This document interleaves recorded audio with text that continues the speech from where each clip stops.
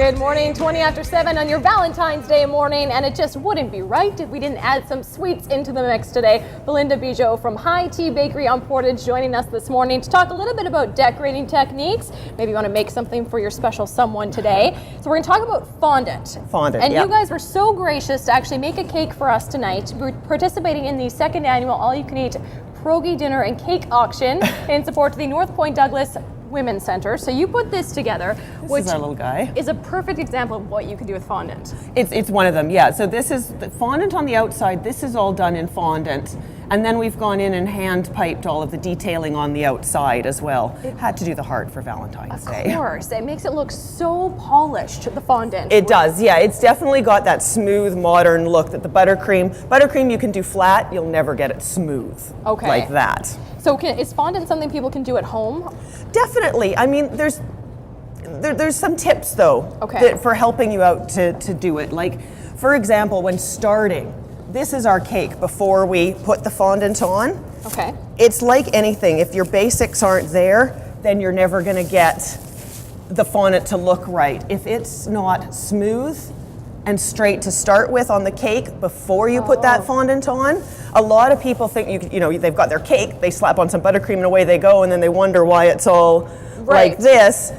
That's why. You have to have it smooth and straight to start. Then you start adding your fondant. All right, so this is fondant This is fondant here in bright red. This is actually commercial fondant. You can buy this all over the place. Wilton's, Bulk Barn, we sell it as well. And all colors you can And get all too. colors you can get. We actually make our own in the bakery from scratch to do our wedding cakes. Wow, beautiful. But anyone at home can buy it.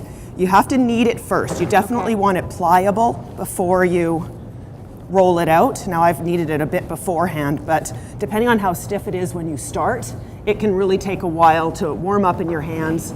And basically it should be coming out smooth so that you see that when you're done.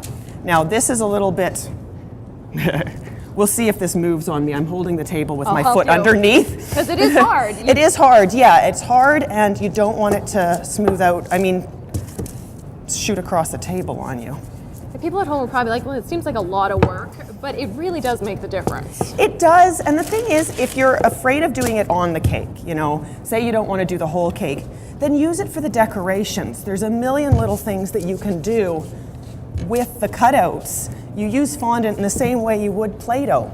And I think if you think of it as Play-Doh, then it's going to be a lot less scary. You know what I mean? I brought along some cutters. People think that it has to be so expensive, you have to have the fancy rollers.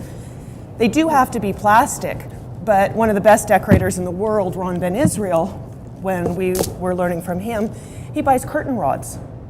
Chops them down in 1 foot segments, and if you want to make your little cutouts, you chop up a curtain rod. I found one. Well, maybe don't go ripping down your curtains. Not your ring, but you can get them.